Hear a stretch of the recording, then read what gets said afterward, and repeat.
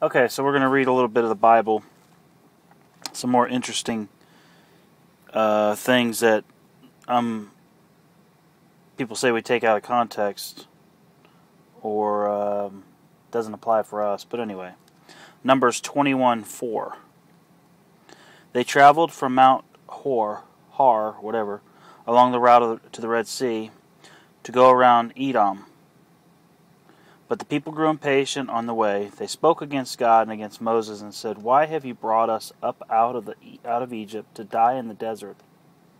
There is no bread, and there is no water, and we detest this miserable food." So the people escaped, supposedly. Moses got them out of Egypt, but now they're feeling like they don't have. I mean, they just said there's no water, there's no bread. I don't know what they're eating, porridge. I don't know. And they're frustrated. Simple human reaction when you're in a desert and it's hot and starving and thirsty.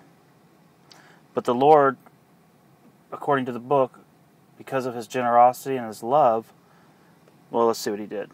Then the Lord sent venomous snakes among them. They bit the people, and many Israelites died.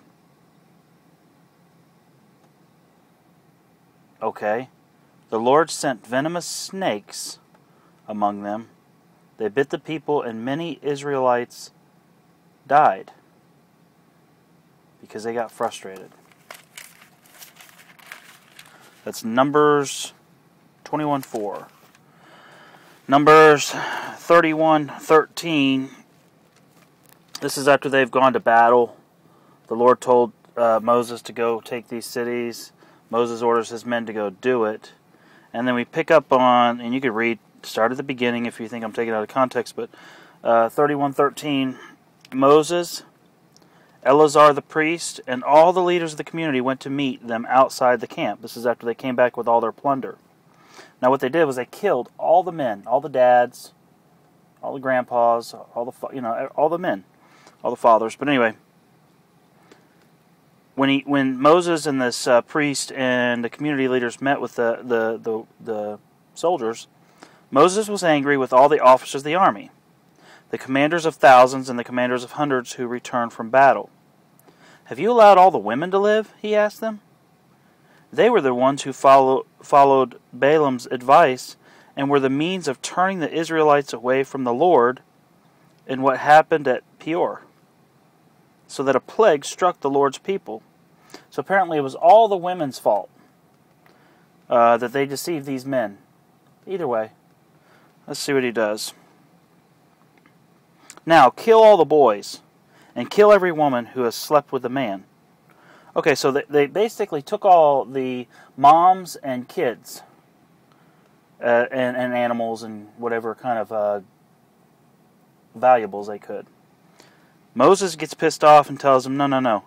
This is after you got them in captivity. He doesn't even make them slaves. He just says, kill all the boys. So any of you out there got a 3-year-old or a 5-year-old or a 7-year-old or a 10-year-old or a 14-year-old boy, he's dead. Kill all the moms, but check this out.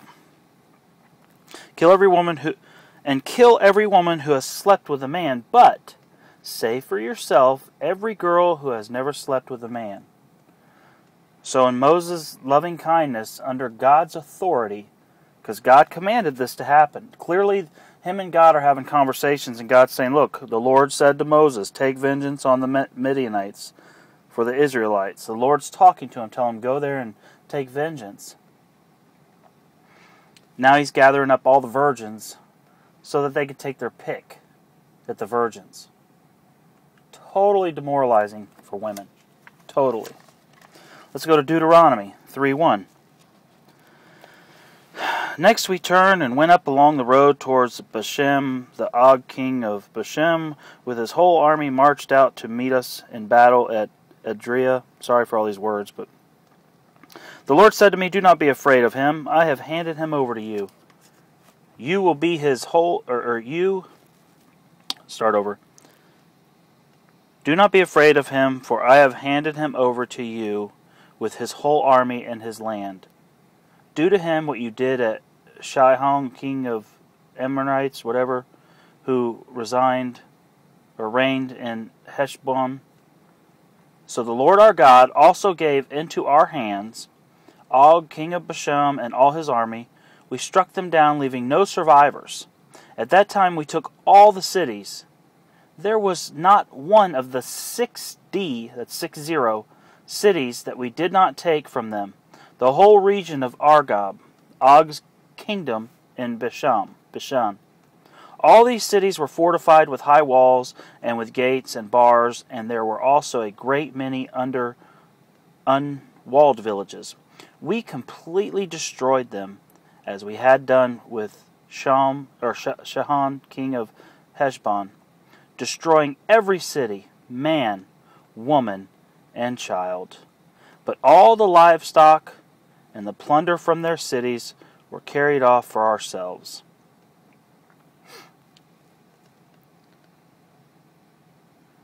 This is again another city that the Lord's turning over to them. 60 cities. And this isn't a town. We all know a town has a smaller number of people. Or a tribe. A tribe has a very small... When you have a city, it's got to be a fairly large size. But they came in and utterly destroyed 60 cities, killing every man, woman, and child, and taking all their goats and whatever, all their animals.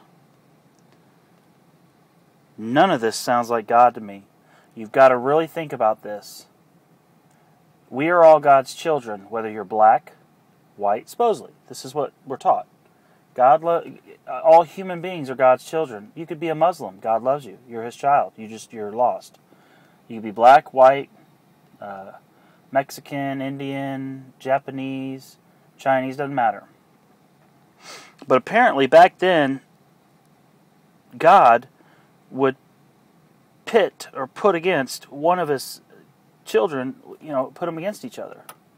He would assign Moses to gather up his men, which is his children, his people, to go attack another group of people, which are also his people, and utterly destroy them with the sword. We're talking, watch The Gladiator or Braveheart. We're talking battles where our American soldiers don't even do this, guys. We do not go into battle and utterly destroy women and children. We may accidentally do it with a bomb. We may be stupid enough to do it with a bomb sometimes, or sometimes you have to do what you got to do, but that's man making the decision. This is God ordering Moses and his men to go in and kill women and children. And just to be clear, if there's any soldiers who have ever purposely followed out that order by a commander to go in and kill every woman and child, that's sick. Now, there's a time when people would use babies as traps. But back then, there wasn't bombs. Back then, there was just sticks and swords. So, they weren't traps. Makes no sense to me. I don't believe that God told His people to attack other people. That would be the equivalent to me saying, Ian's being bad. He isn't following my orders, or he isn't worshiping me. I want you to gather up all your cousins, and I want you to go in and attack Ian and all his friends and cousins that he's playing with, and utterly destroy them with the sword.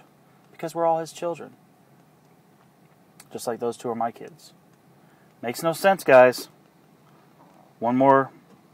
Well, that was 3 quick little readings. Anyway, you can decide for yourself.